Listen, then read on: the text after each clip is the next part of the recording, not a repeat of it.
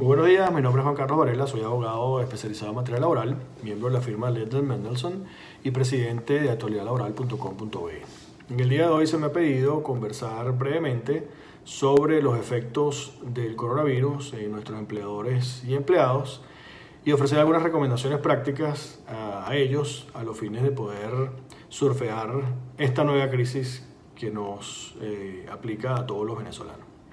En principio me gustaría ponernos en contexto y para ello vamos a utilizar una encuesta que me hizo llegar la Cámara Venezolana Americana, que me parece muy importante para poder determinar qué pueden hacer empleadores y empleados en esta coyuntura.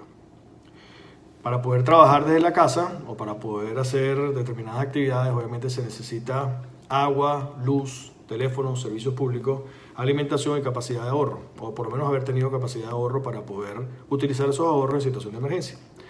Lo que hace esta encuesta es determinar en qué situación nos encontramos en este momento. Por ejemplo, si queremos utilizar el servicio eléctrico en nuestra casa para poder transmitir información vía electrónica, solamente el 87.76% del país no lo puede hacer. Es decir, solo un 9% del país podría trabajar perfectamente desde su casa sin interrupciones. El resto de nosotros tendríamos que sufrir para poder subir una información, enviar alguna información a nuestro jefe, si es que vamos a utilizar la figura del teletrabajo. Algo parecido sucede con el agua. Es decir, para poder trabajar desde la casa, no todos tienen o tenemos la ventaja de tener algún tanque de agua en la casa, lo que sí sucede en los lugares de trabajo. Apenas el 6% del país tiene un servicio de agua continuo, el resto de nosotros sufrimos continuas interrupciones en el mismo. Adicionalmente, aquellas personas que trabajan en servicios públicos esenciales o aquellas personas que no han dejado de laborar por alguna u otra razón, apenas el 50% del país está debidamente comunicado a través de transporte público, solo pequeñas regiones del país, quizás las más importantes en cuanto a densidad poblacional o importancia económica, son las que tienen servicio público, el resto del país está prácticamente aislado. Adicionalmente, y esto quizás es una buena noticia visto lo que vivimos en meses anteriores, el suministro de alimentos es intermitente, pero solamente un 10% del país tiene serios problemas de suministro de alimentación por ahora, lo cual eso implica que empresas, empleadores y empleados que estén trabajando en su casa o trabajando directamente en la empresa no tendrían por qué preocuparse en estos momentos del suministro de alimentos. Algo que sí debemos preocuparnos es en el suministro de gasolina.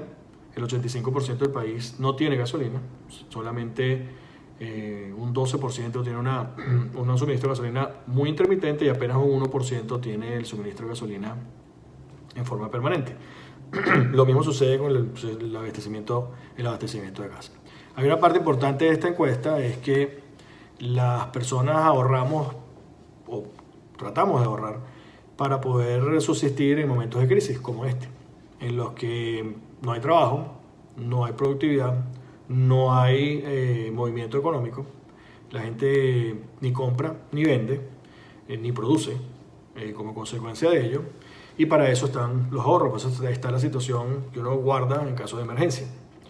Bueno, la encuesta nos señala que el 87% del país no tiene ahorros suficientes para subsistir la emergencia. Es decir, el 87% del país vive al día, en el día diario, y lo que gana al día lo utiliza para gastarlo para comer. Solo un 1.95% de la población tendría la posibilidad de surfear esta crisis sin sufrir impactos desproporcionados en su economía. Es por ende que muy probablemente el país se sumerja en una pobreza aún más crítica si esta pandemia continúa por muchos más meses. ¿Cuáles son las recomendaciones prácticas que queremos presentar? ¿Qué están haciendo otras compañías?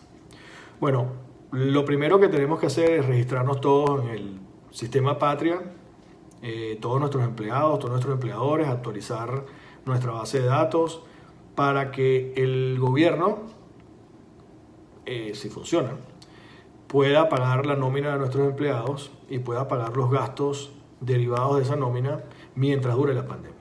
Si las compañías no hacen eso, muchas compañías medianas e incluso grandes podrían verse seriamente afectados porque hemos vivido muchos años, muchos trimestres, muchos decenios, ya vamos para más de 20 años, en este proceso de deterioro. Por lo tanto, las nóminas de las empresas y los montos que las empresas pueden pagar a sus trabajadores se han visto seriamente complicados.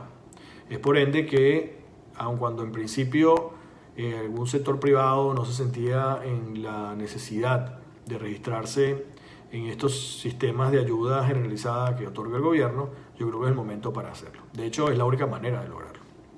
Y por último, una recomendación práctica que estamos dando a nuestros clientes es tratar de ver y adelantarse al futuro, de saber cómo va a ser la Venezuela una vez que cese la pandemia. Es muy importante tratar de planificar hacia el futuro cuántos trabajadores en realidad vamos a necesitar y cuántos vamos a necesitar en nuestras empresas en situ. Es decir, cuántos necesitamos en teletrabajo y cuántos los vamos a necesitar adentro. Debido a que esta planificación va a ser fundamental para poder terminar el año.